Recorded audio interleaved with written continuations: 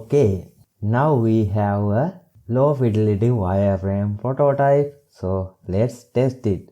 Before I test it, I will remove the flow one part because we don't need it. Just remove it. Alright, let's test it out.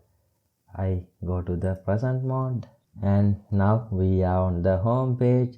So imagine I am a user who use this app to find food. So I will type food here and click the search button and I will go to the search page and I am search burger.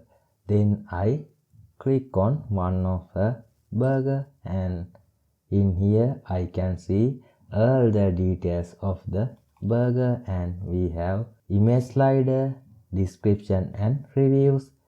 Then I can add burgers that I want to purchase.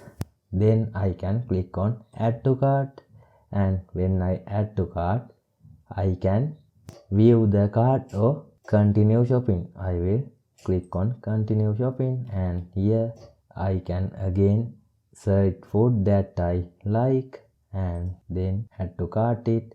So let's view the cart.